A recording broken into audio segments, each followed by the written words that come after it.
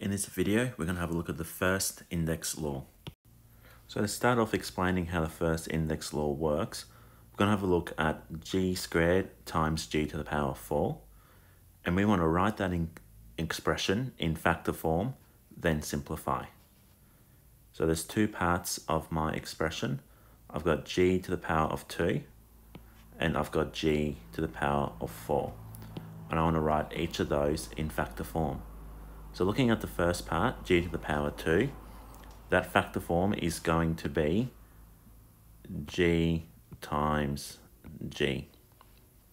And then looking at the second part, g to the power 4, the factor form is going to be g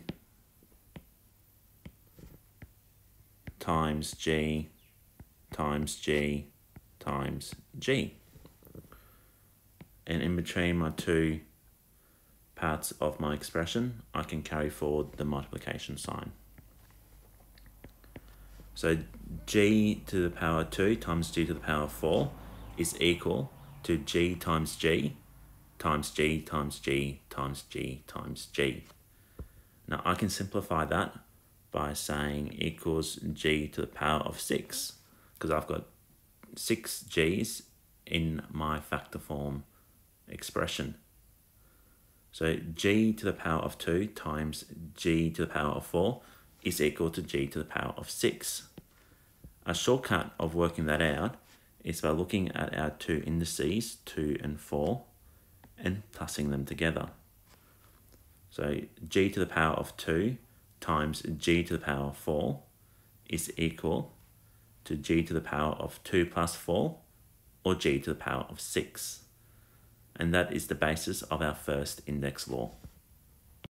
So the first index law is when I've got a to the power of m times a to the power of n, it is going to equal a to the power of m plus n.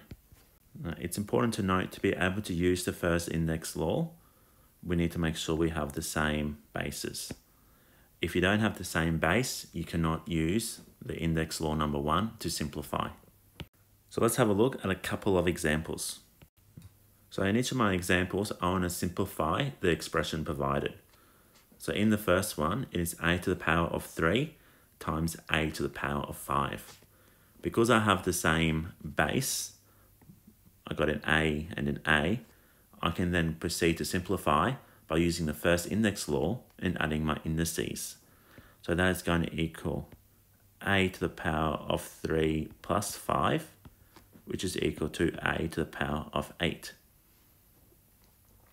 In the second example, I have h to the power of 6 times h to the power of 2.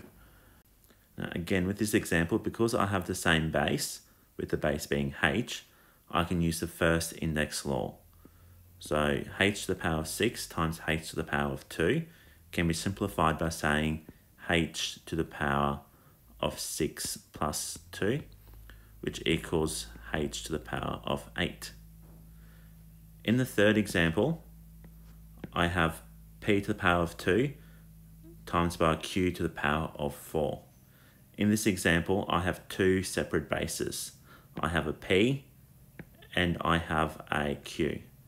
Now, because I have two separate bases, I cannot simplify that any further using the first index law. So I could simply rewrite the expression provided, p to the power of 2, q to the power of 4, and that is the most I can do, because I cannot use the first index law to simplify when I've got two separate bases. So there's some simple examples of how to simplify expressions using the first index law.